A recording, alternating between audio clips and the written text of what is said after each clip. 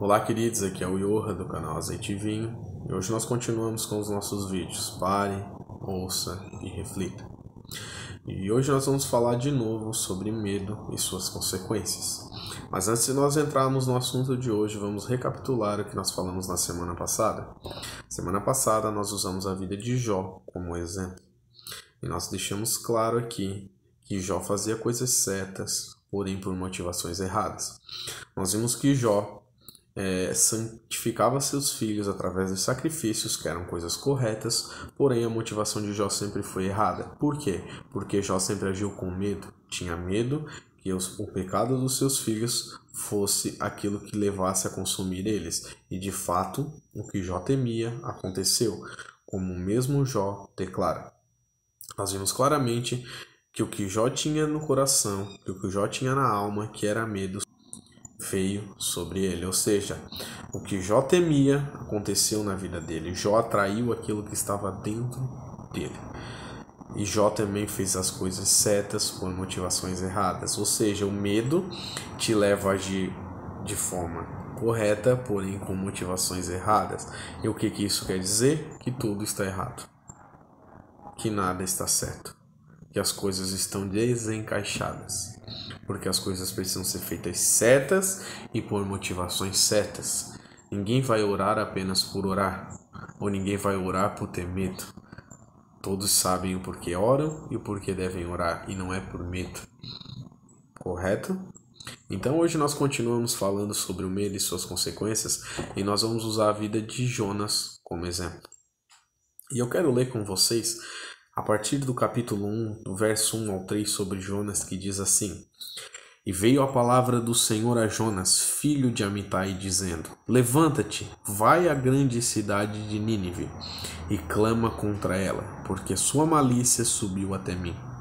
Jonas se levantou para fugir de diante da face do Senhor para Tarsis, e descendo a Jope achou um navio que ia para Tarsis.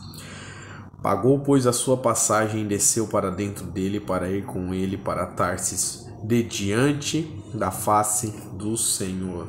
Queridos, e o que eu quero falar sobre o medo hoje? Eu quero deixar claro, queridos, que o medo ele nos tira do nosso propósito. Por que ele nos tira do nosso propósito? Porque nós vemos claramente o exemplo da vida de Jonas. O medo ele nos impede de fazer aquilo que nós temos que fazer. Ele nos impede de avançar.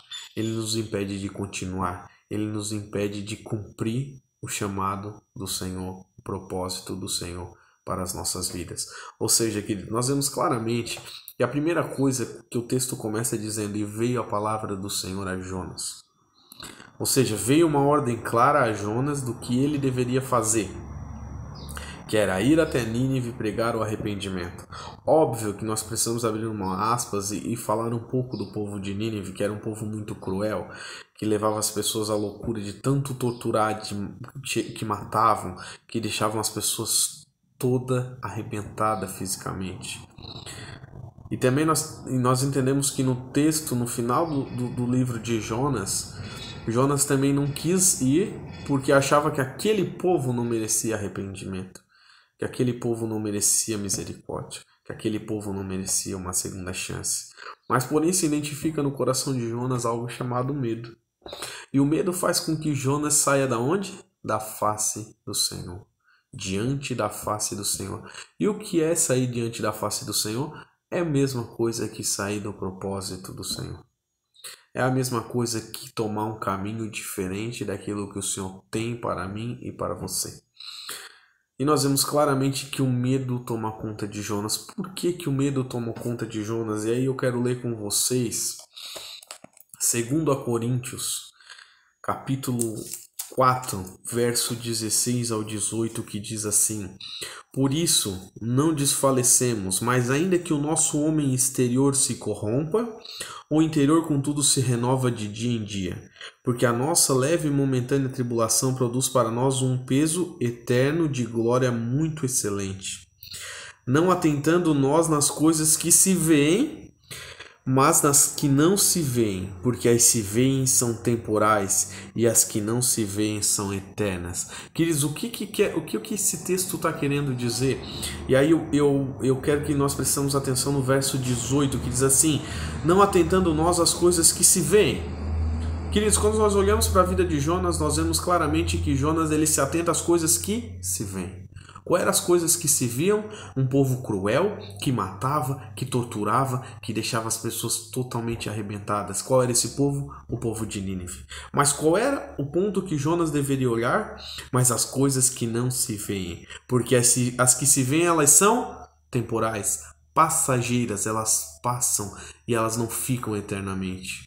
Mas Jonas deveria ter se atentado às coisas que são eternas. Por quê? Porque as que são eternas são as que permanecem para sempre. Ponto. Ou seja, queridos, quando Jonas olha para o externo, ele faz com que o homem dele interno se corrompa. Por quê? Porque ele crê na dificuldade, ele crê que era impossível e o medo toma conta de si. Ou seja, queridos, o medo de Jonas foi maior do que a vontade de cumprir o seu propósito. O medo de Jonas foi muito maior do que qualquer coisa naquele momento. E o que Jonas faz? Sai de diante da face do Senhor, ou seja, foge do seu propósito. E qual é o ponto que nós estamos falando hoje? Que o medo nos tira do nosso propósito. E por que o medo nos tira do nosso propósito? Porque nós sentimos medo quando nós olhamos apenas para as coisas externas. E esquecemos das coisas internas. Quais são as coisas internas? As coisas que vêm de Deus, as coisas que Deus já plantou no nosso coração. Ou seja, qual foi a primeira coisa que o texto de Jonas diz? E sobreveio sobre Jonas a palavra do Senhor. E muitas das vezes eu e você, queridos, nós não olhamos para a palavra do Senhor que sobrevém às nossas vidas. Nós olhamos para todas as dificuldades que há externa. E aí nós não olhamos para as coisas internas, as coisas que são eternas, as coisas que não são momentâneas e nem passageiras. As dificuldades, elas são momentâneas e passageiras se nós continuarmos no nosso propósito com coragem e sem medo. Mas a partir do momento que eu e você tivermos medo, nós saímos dos nossos propósitos e nós deixamos com que o medo tome conta de nós. Por quê? Porque nós insistimos em olhar para as coisas externas. E as coisas externas, elas corrompem o nosso homem interior. Elas corrompem aquilo que há dentro de nós.